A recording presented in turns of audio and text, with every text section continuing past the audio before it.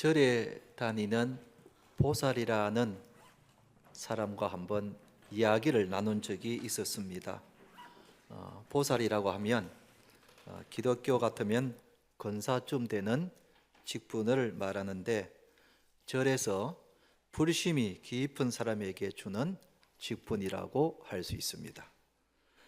보살이 되면 정기적으로 절에 가서 불공을 드리고, 절에 행사가 있을 때마다 가서 봉사도 합니다. 그러니까 불교에 깊은 신앙을 가진 사람이라고 할 수 있습니다. 이분과 종교에 대해서 이야기를 나눈 적이 있었습니다. 자신은 불교 신자이지만 기독교를 싫어하지는 않는다는 것입니다. 오히려 예수님을 좋아하고 그리고 성경도 가끔 읽는다고 합니다. 그러면서 하는 말이 모든 종교는 똑같습니다. 그렇게 말을 하는 것입니다. 그래서 부처님이나 예수님의 가르침도 다 비슷하다는 겁니다.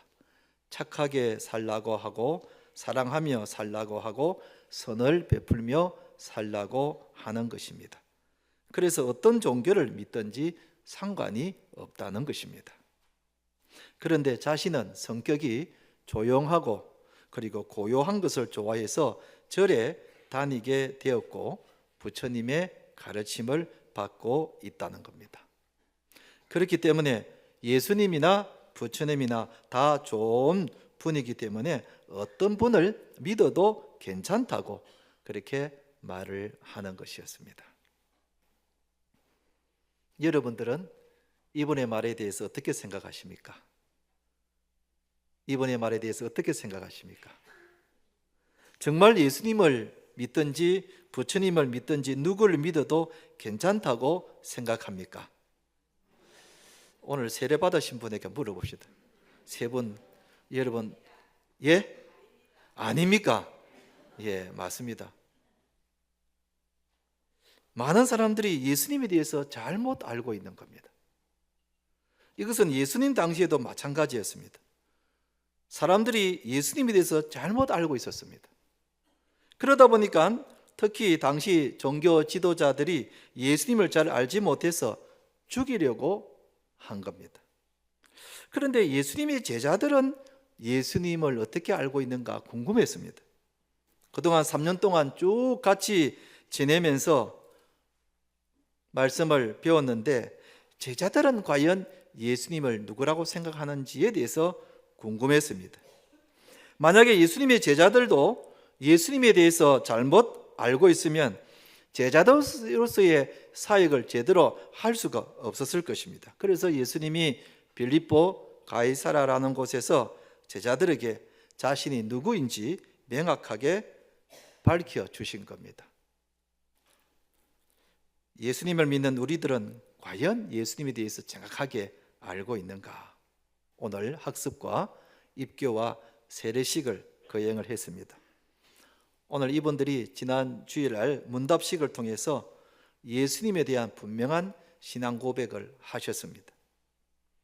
이미 세례를 받은 우리들도 오늘 이 말씀을 통해서 예수님이 누구신지를 우리가 다시 한 번 더 알고 예수님에 대한 분명한 믿음을 갖고 있으시기를 주님의 이름으로 축원드립니다. 그러면 첫째로 오늘 본문이 우리에게 주는 교훈이 무엇인가? 예수님에 대해서 잘못 알고 있는 사람들이 있다는 것입니다. 예수님이 제자들에게 사람들이 나를 누구라 하더냐 하고 물어보셨습니다. 그러자 제자들은 각자 사람들에게서 들은 이야기를 가지고 예수님에게 말을 했습니다. 뭐라고 말을 했는가? 28절에 보니까 제자들이 여짜와 이르되 세례 요한이라 하고, 들으는 엘리야, 들으는 선지자 중에 하나라 하나이다, 이렇게 말을 했습니다. 세례 요한은 당시 아주 위대한 설교자였습니다. 그의 말씀을 들으려고 사람들이 광야까지 몰려왔습니다. 사람들은 그의 설교를 듣고 회개하고 그리고 요단강에서 세례를 받았습니다. 그래서 예수님도 이렇게 하시니까 예수님이 다시 살아난 세례 요한이 아닌가 하고 사람들이 오해를 한 것입니다. 엘리야는 능력의 사람이었습니다. 엘리야가 한번 기도하니까 비가 내렸습니다. 그런데 마찬가지로 예수님도 한번 기도하시니까 병자들이 낫고 풍랑이 잠잠하고 죽은 사람이 일어났습니다. 그래서 사람들의 눈에는 엘리야가 다시 살아난 것으로 그렇게 오해를 한 것입니다. 선지자는 하나님의 말씀을 받아 앞으로 일어날 일에 대해서 말씀을 하는 분인데, 예수님도 사람들에게 하나님의 말씀이라고 전하고 앞으로 일어날 일에 대해서 말씀하시니까 사람들이 예수님을 선지자로 오해를 한 것입니다. 그런데 여러분, 이 세 가지 대답은 모두 틀렸습니다.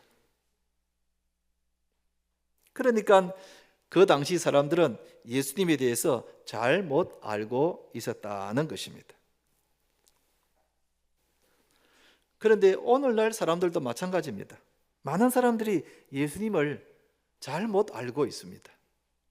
학교에서부터 먼저 잘못 가르치고 있지요. 여러분, 우리가 학교 다닐 때에 교과서에서 세계 4대 성인이라 이렇게 해가지고 공자, 소크라테스, 석가모니, 예수님 이렇게 네 분을 세계 4대 성인이라고 그렇게 가르치고 있습니다. 그래서 많은 사람들이 예수님은 좋은 분이다, 가난한 자들과 병든 자들을 많이 사랑하시는 분으로 그렇게 생각합니다. 그래서 예수님을 싫어하는 사람은 거의 없습니다. 불교에서도 예수님을 존경하고 좋아합니다. 그래서 성탄절이 되면 어떤 절에 보면 입구에다가 축성탄 해가지고 뭐 부곡암 신도 1동 그런 현수막도 달곤 합니다. 그런데 사람들이 예수님을 잘못 알기 때문에 어떤 일이 일어나는가? 모든 종교는 똑같다고 생각합니다. 모든 종교는 똑같다고 생각합니다. 예수님도 좋은 분이시고 부처님도 좋은 분이시다. 다 좋은 분이기 때문에 어떤 분을 믿어도 괜찮다. 그렇기 때문에 아까 말한 보살이라는 사람도 예수님이나 부처님이나 다 훌륭한 분이기 때문에 어떤 분을 믿어도 괜찮다고 그렇게 생각을 하고 있는 겁니다. 그리고 어떤 종교를 믿어도 괜찮다고 생각합니다. 그러나 이것은 틀린 생각인 겁니다. 왜 그런가? 하나님께서 이 땅에 구원자로 보내주신 분은 오직 예수님만이 유일하십니다. 아멘. 하나님께서 이 땅에 구원자로 오직 예수님만을 이 땅에 보내주셨답니다. 어디에 있는가? 사도행전 4장 12절 말씀을 같이 한번 읽어봅시다. 시작. 다른 이로서는 구원을 받을 수 없나니 천하 사람 중에 구원을 받을 만한 다른 이름을 우리에게 주신 일이 없음이라 하였더라. 아멘. 다른 이로서는 구원을 받을 수 없다는 겁니다. 오직 예수님만, 예수 이름만이 우리가 구원을 받을 수가 있는 겁니다. 아멘. 물론 공자나 석가모니도 훌륭한 분이십니다. 우리와 비교가 안 될 정도로 정말 훌륭한 삶을 사셨던 분이십니다. 그분의 가르침도 다 훌륭합니다. 그런데 죽음의 문제는 해결하지 못했다는 겁니다. 죽음의 문제는 해결하지를 못한 겁니다. 공자의 제자가 하루는 공자에게 물었습니다. 스승님, 사람이 죽으면 어떻게 됩니까? 궁금하니까 물었습니다. 그러자 공자가 이런 말을 했습니다. 이 사람아, 며칠 앞일도 알지 못하는데 어찌 죽고 난 이의 일을 알겠는가? 공자가 참 솔직하게 이야기를 한 겁니다. 사람이 어떻게 죽고 난 뒤에 죽음 이후의 일을 알 수가 있겠습니까? 알 수가 없는 거죠. 공자도 사람이기 때문에 이 죽음의 문제를 알 수가 없는 겁니다. 그런데 예수님은 이 죽음 이유에 대해서 너무나 분명하고 확실하게 말씀하셨습니다. 요한복음 11장 25절 같이 한번 읽어봅시다. 시작. 예수께서 이르시되 나는 부활이요 생명이니 나를 믿는 자는 죽어도 살겠고 그랬습니다. 할렐루야. 예수님께서는 나사로의 장례식장에 가셔서 이 죽음의 문제를 분명하게 해결해 주셨습니다. 예수님을 믿으면 죽어도 산다라고 말씀을 하셨습니다. 예수님을 믿는 자는 죽어도 삽니다. 구원을 받게 됩니다. 천국에서 영생을 누리게 됩니다. 아멘. 여러분, 그러니 모든 종교가 똑같은 것이 아닌 것입니다. 모든 종교가 똑같은 것이 아니란 말입니다. 아무 종교나 믿으면 안 되고 오직 예수님만이 유일한 구세주가 되심을 믿으시기 바랍니다. 아멘. 또 예수님을 잘못 알기 때문에 어떤 일이 일어나는가 하면 이단에 빠집니다. 예수님을 선지자 중에 한 사람이라고 생각합니다. 하나님이 예수님을 보내주셨는데 하나님의 일을 완성을 못하고 십자가에 못 박혀 죽은 겁니다. 그래서 하나님께서 또 다른 선지자, 구원자를 보내주셨는데 그분이 바로 자기가 믿고 있는 교주라는 겁니다. 여기서 탄생한 것이 바로 신천지, 영생교, 통일교, 여호와 증인 같은 이런 이단들이 탄생하게 된 것입니다. 이들은 교주를 이단으로 생각하지 않고 완전히 자기의 구세주라고 믿습니다. 그래서 구세주가 하는 말을 다 믿는 겁니다. 아무리 부모가 무슨 말을 해도 듣지를 않습니다. 여기 이단에 한번 빠지게 되면 누구 말도 듣지 않습니다. 참 심각하고 무서운 겁니다. 여러분 자녀들이 대학에서나 혹은 직장에서 친구들 간에 이런 이단에 빠지지 않도록 열심히 살피고 조심시켜야 하는 겁니다. 이렇게 사람들이 예수님에 대해서 잘못 알고 있더라는 것입니다. 그러면은 예수님은 어떤 분이신가? 예수님은 어떤 분이신가? 그리스도가 되신다는 것입니다. 예수님은 제자들이 자신을 누구라고 생각하는지 궁금했습니다. 예수님이 선택하셨고 지금까지 함께 있으면서 말씀도 많이 들었고 예수님께서 베푸신 이적도 많이 보았고 그래서 이 제자들이 예수님에 대해서 어떻게 알고 있는지 궁금했습니다. 그래서 제자들에게 두 번째로 물어봤습니다. 그러면 너희들은 나를 누구라고 생각하느냐? 하고 물으신 겁니다. 그러자 이 질문에 대해서 제자들의 대표라고 할 수 있는 베드로가 이런 말을 했습니다. 또 물으시되 너희는 나를 누구라 하느냐? 베드로가 대답하여 이르되 주는 그리스도시니이다. 이렇게 분명히 말을 했습니다. 여기 그리스도라는 말은 기름 부음을 받다 그런 뜻입니다. 기름 부음을 받다. 무슨 뜻인가 하면 구약 시대에는 특별한 사역을 위해서 기름을 붓습니다. 왕, 대제사장, 선지자 이런 하나님의 특별한 사역을 하는 사람에게 기름을 붓는데 예수님도 특별한 사역을 하시는 분이다 그런 뜻입니다.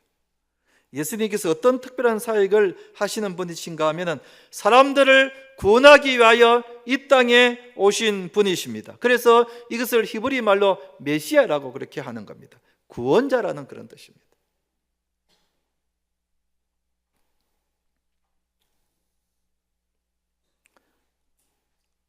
마태복음에 보면 베드로가 좀 더 구체적으로 이렇게 고백을 하고 있습니다. 마태복음 16장 16절을 같이 한번 읽어봅시다. 시작. 주는 그리스도시요 살아계신 하나님의 아들이시니다 그랬습니다. 그리스도라는 말 외에 하나님의 아들이라는 말을 첨가했습니다. 예수님은 우리들을 구원하러 오신 이 땅에 오신 하나님의 아들이라는 것입니다. 여러분 사람으로서는 아무도 구원을 시킬 수가 없습니다. 오직 하나님의 아들만이 우리를 구원해 줄 수가 있다는 것입니다. 그래서 예수님은 하나님의 아들이시라는 것입니다. 아멘.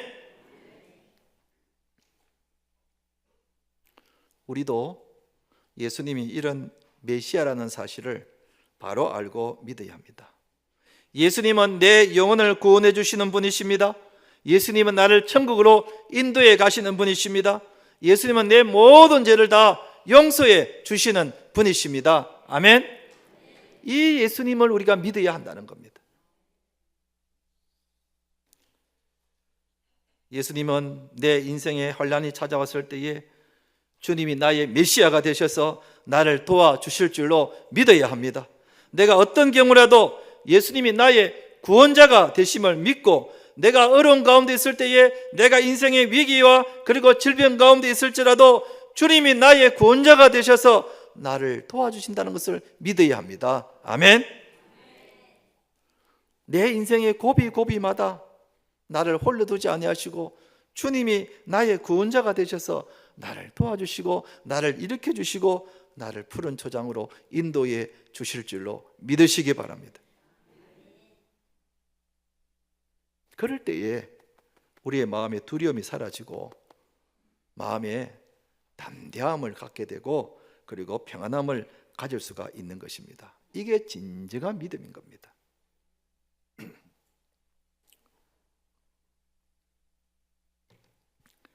그런데 안타깝게도 많은 사람들이 믿음이 뭔지를 잘 모릅니다. 많은 그리스도인들이 성경 지식을 많이 아는 것을 믿음이 좋다고 그렇게 생각합니다. 그건 아닙니다. 또 많은 사람들이 착하고 성실하게 살면 믿음이 좋다고 생각합니다. 그런데 여러분, 불신자들 가운데서도 착하고 성실한 사람들이 얼마나 많은지 모릅니다. 우리 기독교인들보다도 훨씬 더 착하고 성실한 사람들이 얼마나 많은지 모릅니다. 그렇다고 해서 그분들이 믿음이 좋다고 말하지는 않습니다. 우리에게는 믿음이 있어야 되는 겁니다.